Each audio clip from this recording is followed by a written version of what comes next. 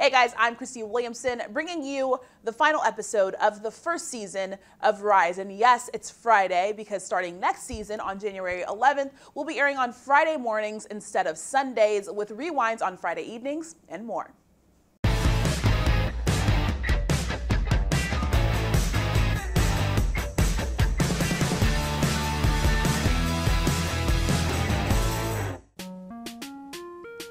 It has been a crazy, fun week. I'm personally still recovering from all the excitement at the Big 12 Football Championship. Oklahoma is your champion. If you don't know, that'd be weird. They're playing Alabama in the Orange Bowl on December 29th down in Miami. Oklahoma and Alabama have only met a total of 5 times. Their first ever meeting, the Orange Bowl in Miami in 1963. That win went to the Clemson Tide in a bowl game that featured 2 top 10 teams, both national title contenders. John F. Kennedy and wife Jacqueline Kennedy were in attendance that year, and the Crimson Tide took their only win in the history of this matchup, 17-0.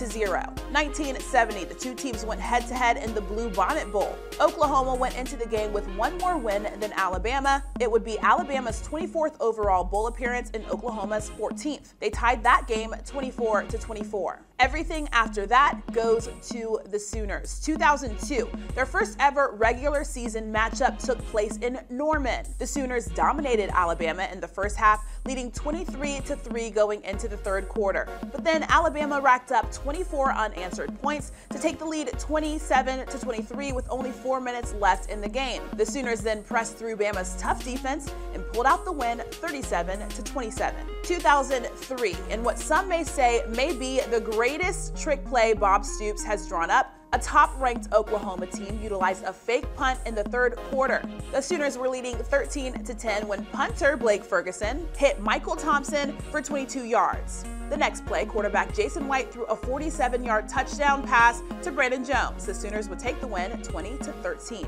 The two teams last met in 2014 in the Sugar Bowl, where a 10th-ranked Oklahoma team met a 3rd-ranked Alabama team. Quarterback Trevor Knight completed a Sugar Bowl record 32 passes for 348 yards and 4 touchdowns, and the Sooners took down the Crimson Tide 45-31. The history of this matchup, of course, means little to this Orange Bowl matchup, except that either way, I guess the Sooners will remain on top in the overall series.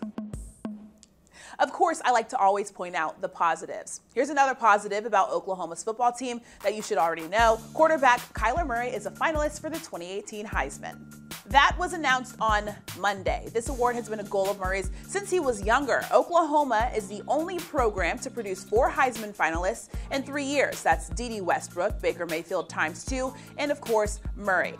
We asked you guys on Twitter why you thought the Heisman should go back to Norman, and only one person had something logical to say, and that was Nathan Kay, who said, because he is hands down the #1 dual threat QB in the country. His numbers are record-breaking. Bring back the national championship to Norman, Oklahoma. Baker Mayfield, you guys might remember that guy, is of course a lifetime Heisman voter after winning the honor last season, and he's casting his vote for his former teammate. He gave his reason why on Sunday, telling the Cleveland Plain Dealer, "You take him out from OU and they're not in the playoffs. Best player in the country, 50 touchdowns responsible for. To me, after being around him, it might be easy for me to say that, how special of a player he is, but to me, it's obvious."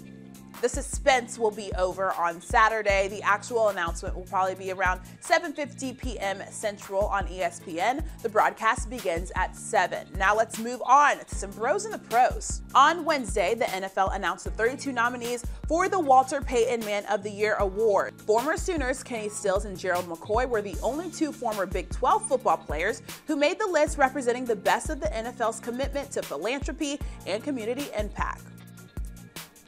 That is dope. I was going to do a little bit more for the show today, but honestly, it's Oklahoma football's world and we're just all living in it. So let's keep today's short and sweet. I'll see you guys in 2019. It's crazy. 2019. Thanks for rocking with me.